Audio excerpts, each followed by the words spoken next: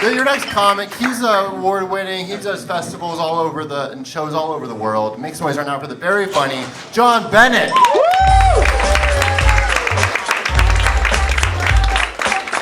Specifically requested Wrecking Ball. Come on! No, I didn't do that. Sorry. I just love Wrecking Ball. It's the best song in the world, right? Yeah, fucking. Hey, all right. Hey, everybody. How's it going? Yep, my name is John.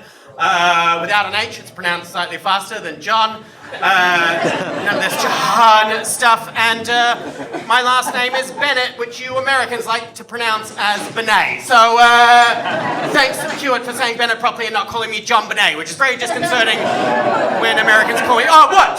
John Benet is too soon for you. Whatever. This has been my whole life. This is also the first time I've ever brought my phone on stage with me. I don't usually do this. I just ramble and whatever. But I've prepared something. I wrote this on the bus on the way here. Because today, who paid tax today? Who was one of us fuckheads who just went, fuck, we gotta do it. This doesn't happen in Australia. We just, it just sort of, this is the first time I've ever had to pay tax. $268 fucking dollars I had to pay in tax today. I'll let you know now, this is my only job. This, and I had to pay $268 fucking dollars for tax in this country. What is tax? What is it?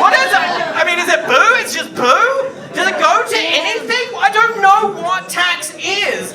Does tax go to border security people? Because if it does, then fuck this country to death. I hate it to all of my needs, and that's why I got a little PSA to do, because if I don't pay my tax, guess what? I'm fucking deported, because guess what? Are there any other immigrants here? Any other immigrants? There's no immigrants in the room right now? We're all terrified, aren't we? We're all just terrified. And that's the thing now. Even the white ones are terrified now. Even the white ones are scared. Because they're deporting us. They're fucking deporting us. They've deported Australians. They've deported Norwegians, Canadians. They're fucking deporting us. And it's been this time, I can see the people of colour just being like, it's about fucking time. You know, if George Floyd would white, if all these people were white, there'd be some, and now they're like, the white people are getting deported. Yeah, let's fucking get going. But it's not happening. It's not happening. And the reason I say this is I got back here. I was on a tour for 2 months in Australia. And gosh, what a breath of fresh air. Just not having to think about this fucking country for 2 months was fucking amazing. And I'll tell you something right now. I don't know if anyone's traveled in the last few months, but the other countries, they're pretty fucking smug these days, I tell you. I was touring my show called Americant. It's about traveling, living here in America. And in that show, I always ask if there's Americans in the audience. And you've all gotten a bit quiet of late. It used to be like USA, USA. Now it's just a trembling hand comes up in the middle of the audience. Because I went home and I did a tour for 2 months. I hadn't been home for 5 years. And I got to see my family. And I hadn't seen them for 5 years. I got to visit my dad. And my dad is a very serious man, a very serious and stern man. He's a minister at the local church and everything. And I remember as a kid, my dad saying, I don't like jokes. That's the kind of man my dad is. And I would say, what do you mean? He said, I just don't find them funny. Jokes, he means all jokes in the world. He's a very serious and stern man, and I visited my dad, and when I was a little kid, one of my favourite things to do was to tell jokes. I used to tell knock-knock jokes. So my favourite jokes as a little kid, and my favourite knock-knock joke was knock-knock. Who's there? Europe. You're a And I just thought that was hilarious. It's a self-deprecating joke. You're a poo. And someone would say, you're a poo. And I'd be like, oh, what? Even me? Anyway, that was my little kid joke. And when I was like 7 years old, my dad called me over. He sat me on his knee. He said, you need to stop telling knock-knock jokes. And I said, why? And he said, because they're offensive to homeless people. That's how serious my dad is. A very serious and stern man. He hates that I fucking do this job, and this is how serious my dad said he's never said a swear word in his entire life. Now, can you ever say we've never said a swear word? No, we're all normal people. The Great Revolution, frustration and anger, and we all want to yell fuck these days, right? We all want to yell fuck every single day that we turn the TV on. We all want to go fuck. It's still happening. But my dad has never said a swear word his entire life. And we would say this whenever he'd catch us swearing. We would say, "How is this possible, Dad? How is this possible that you've never said a swear word?" And he would say, "There are other words you can use, and there's no need for that kind of language." And I'm not kidding, I've seen him walk around the back of the car at night time and hit his shin so fucking hard on the tow bar of the car that he's just dropped to his knees, looked up at the moon, raised his fists and just yelled, "Curses!" He yells curses! Like a Scooby-Doo villain, he yells curses. These are the words of my dad. He doesn't even call them farts, he calls them blow-offs. It's make farts unfunny for every child in the world. Blow-offs. This is my dad is, and I went back to visit him, and even, this is the other thing, he's a very hairy man. I just remember this as another thing when we were little kids. He's got sort of inch-thick hair all over his body, and yet he's bald on top.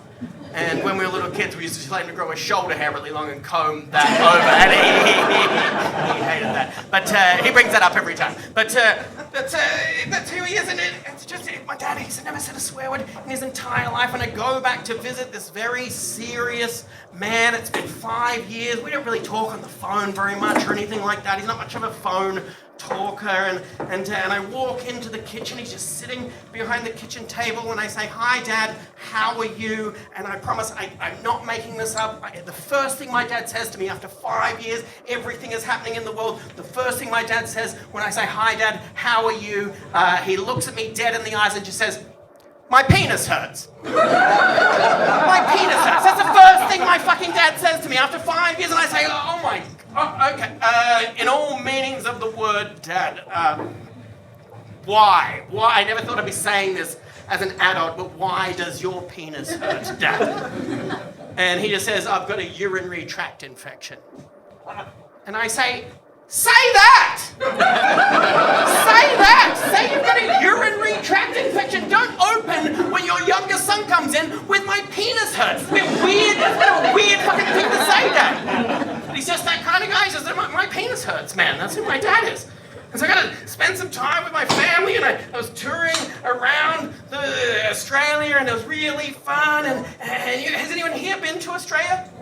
Yeah, you've been to Australia. Thanks, very, very brave people, aren't they? Very brave people. Because you fucking Americans, you're always like, "Oh, Australia, it's so dangerous, it's so scary. I'd never go to Australia with all the snakes and the spiders." And look at where you're fucking living. The snakes and the spiders and all the things that will kill you. You guys have guns and cops, and we're in Trump's America right now. I see a fucking cut here. I see a cut here, and I'm just like, whoa, what? It's just like you treat a snake. You're just like, whoa, just back away slowly. And I, again, am a white person. I'm so terrified of cops. You just don't know what they're going to do. What are they going to do? Are they going to shoot you? Are they going to arrest you? Are they going to play basketball with you? Are they going to stand around for 77 minutes? What is a cop going to fucking do? And the Americans, they're like, "Oh, I'm so scared of Australia with all the snakes and spiders." I see a snake in Australia, I go, "There's one." I'm not scared that a kid's going to take that snake to a school.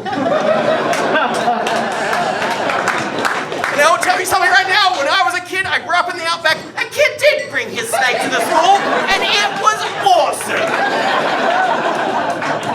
These fucking here it is, and that's what I'm saying. It's like, so I was away for 2 months. I'm finally back. I got back 2 weeks ago. I flew in, and they did it. They did it. They border security. They took me into the other room. I am one of the rare sort of white people that has been taken into the other room a few times. And they just take you into this room, and they just don't say anything to you, and then you just sit there and wait to see if you're allowed into fucking America. I've been held for 10 hours, I've been held for 8 hours. This time it was a 3-hour thing. I was like, fuck, okay, here I am. I'm just sitting here. Okay, what's gonna happen? Are they gonna kick me out? What's gonna happen? And they just sit there. I watch this security guy just come in all like with this weird sort of swagger, like a cowboy. I don't know why he did this. And he just put his little folder in the thing. He just went, "I'm just protecting America." That's exactly what happened 2 weeks ago, and then I heard another one just go, fuck them, let them sit there for the entire day. This is what they're like at the security now, and I'm just sitting there, you're not allowed to use your phone. I have not been able to use my phone for 3 hours for 24 years. And you're not allowed to use your phone, you're not allowed to do anything like that, you just have to fucking sit there. And you sit there, and they take you in another room, and they question you about all these things, and then they're allowed to take your phone and your laptop, and they're allowed to go through everything on your phone and laptop. You have to give them your security codes, they're allowed to go through everything. This is the only place where this is legal to do, where they're allowed to go through all of your personal information. And it is fucked. It is fucked. You know, I watch these 3 security guards just going through all my photos and my messages and everything. I think I take a good dick pic. That's for me and other people who want them, not for these 3 fucking guys. The trick is you hold it from the bottom, like with your 2 fingers, mate, and you like a rose. You hold it with your 2 fingers, and you take it from the top, from any angle, right? And then no one knows how big it is. That's how it works. But they're going through all my photos and everything, and then I'm not kidding. The first thing one of the security guards says, as he's looking through my phone, he says, will I find any bestiality on your phone or laptop? That is the first thing he says. I've never wanted to hear my penis hurts more in my entire life than this fucking shit.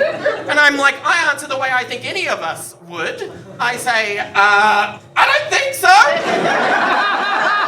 I don't think so. But they're going through all of my stuff, and I'm like, that's all they say. Is there any bestiality on your phone? You have to tell us. And I'm like, I don't think so. I don't know. And they're just scrolling through and everything. And then I think, fuck. I was in Thailand. I was on this beach in Thailand. It was this beautiful, pristine beach, and I was just sitting there, and then this cat just walked out onto this beach, and I got my phone out, started taking videos and photos, because the cat it just started shitting on this beautiful, pristine beach in front of everyone, and I just thought it was really funny to watch this cat just destroy this beautiful setting, and it did this big shit on the beach, and then it went to bury the shit, but it missed the shit. It left a big pile of dirt here and a big pile of shit here, and then it turned around and it smelled the shit and it smelled the pile of sand, and I swear it turned around and it looked directly me in the eye as if to say, that's not my shit. My shit must be under this pile of sand here. That must be some other cat's shit. I don't know what's going on. By this time I'm saying this story and I'm crying. I am weeping. I'm like, no. Does that count? Does that count? And I show them the photos of the cat shitting on the beach. And they let me in. After 3 hours, so any immigrants in the room, just take a good picture of a cat shitting on the beach, and you're welcome to use my story for that. Thank you very much.